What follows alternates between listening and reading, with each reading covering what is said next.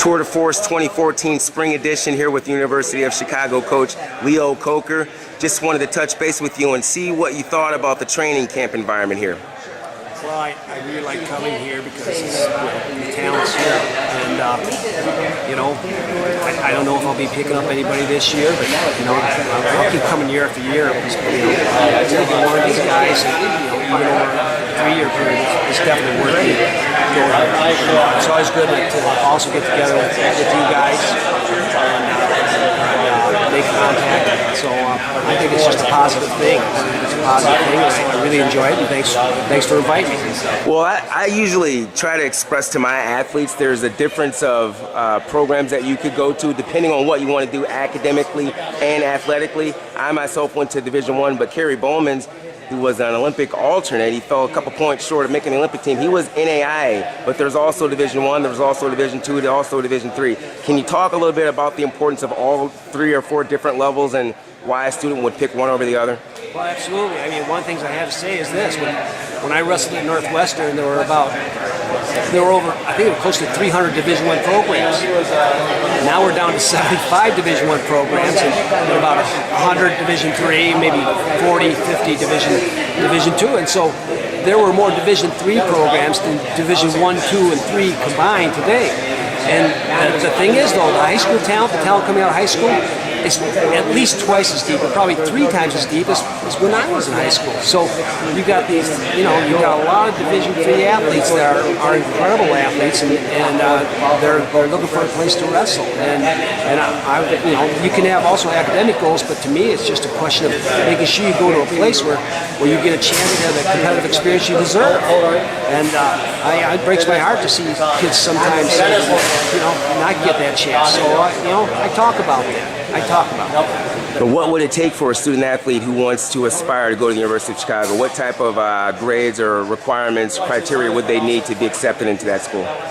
Well, generally, you've got to take the hardest classes. You can't be ducking, if your school has APs, etc. If you're not willing to challenge yourself in the classroom in high school, it's probably not going to fly at the University of Chicago. We got brilliant kids, and it's kind of the rare kid who has the athletic and academic talent, but that's important. The other thing is you want to score well on the standardized tests, the ACT and the SAT. If you can contribute extracurricularly to a college like the University of Chicago, that means something too, whether it's theater or athletics or whatever. They want people like that because people are passionate about other things, as long as they're doing what they're supposed to do in the University of Chicago, which is, by the way, very important, very, very good for you to do as far as the rest of your life goes. They value people who have an extracurricular involvement and who are passionate.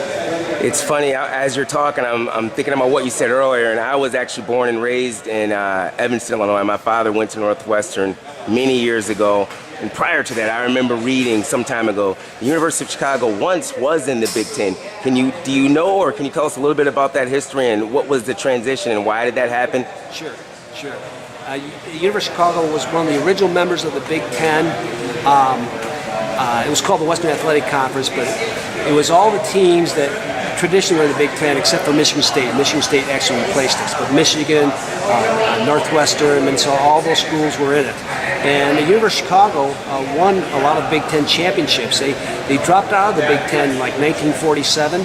Okay. And my understanding was 25 years before Michigan finally caught up to them for the most Big Ten team championships. Wow, that's amazing. As far as wrestling goes, we've never won a Big Ten championship, but when you go to a Big Ten tournament and you look in the program, there's University of Chicago with their 5 Big Ten champions. Wow, that's amazing. Yeah, it's kind of an interesting history. I wanted to point that out because I know, unless you're from this area, many people probably don't even know that. Now if people are watching this interview, they can kind of wonder, like, wow, I didn't even realize that. And maybe some people even in Chicago area may not have even known that. Well, another notable athletic thing is the very first Heisman Trophy was given to Jay Berwanger. He was a halfback at the University of Chicago. Wow. And he was a great one. And this is like 36 was the first Heisman Trophy, right around there. So there's a lot of academic and athletic history with the University of Chicago. Well, as a matter of fact, that Heisman Trophy, the pose, etc. Yeah. They took that. They did it off a picture of Jay Berwanger. That's amazing. Yeah. That's amazing. We're here with Leo Kocher, University of Chicago coach at the Tour de Force 2014 Spring Edition. Anything else you'd like to say, Coach? No, just thanks for having me, and it was great seeing these kids, and I look forward to following up on them. Thank you very much.